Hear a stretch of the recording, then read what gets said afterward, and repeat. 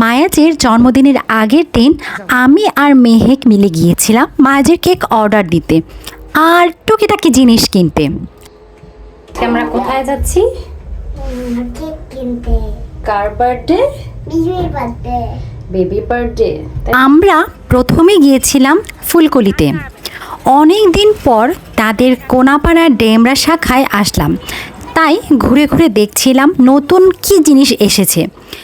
মূলত তাদের খেলনা সেকশনে গিয়েছিলাম, কিন্তু আমি যে খেলনাটা খুঁজছিলাম সেটা তাদের কাছে অ্যাভেলেবল ছিল না, তাই বেলুন সহ জন্মদিনে কিছু জিনিস কিনে চলে আসি আজোয়াতে।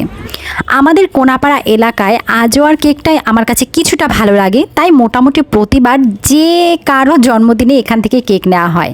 তো এখানে কেকের অর্ডার দিয়ে সেদিন আমরা চলে আসি।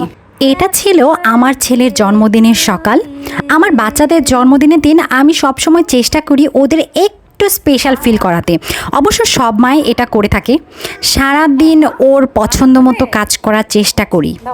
সকালে নাস্তা সেরেই ওদের নিয়ে ছাদে চলে গিয়েছিলাম একটু খোলা আকাশে খেলাধুলা করানোর জন্য, কিন্তু হুট করেই হালকা বৃষ্টি পড়তে শুরু করায় চলে আসতে হলো। এসেই দেখি আমার ভাই মায়াজের জন্য একটা গিফট এনেছে, আর মায়াজ মেহেক তো অস্থির হয়ে গিয়েছে তা খোলার জন্য।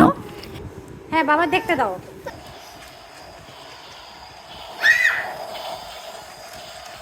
বিকালে মায়াজ ঘুমালে আমি আর মেহেক চলে গিয়েছিলাম কেক আনতে। কেকটা এনে একটু রেডি করে মায়াজকে রেডি করে ফেললাম আর চলে গেলাম কেক কাটতে।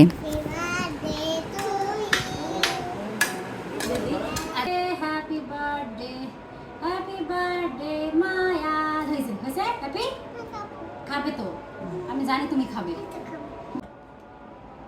ধরো, সুন্দর করে খাচ্ছে মাশাআল্লাহ।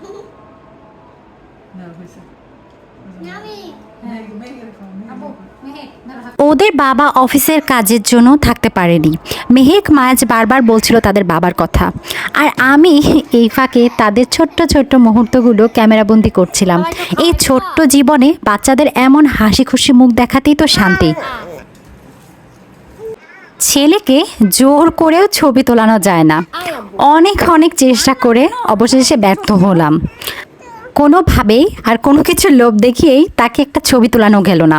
আর এদিকে আম্মু পোলাও, রোস্ট, টিকিয়া এগুলো বসিয়ে দিয়েছে চুলায়। রান্না প্রায় শেষ হয়ে এলো, এখন আরাম করে বসে বাচ্চাদের খাওয়াবো আর নিজেও খাবো। Thanks for watching.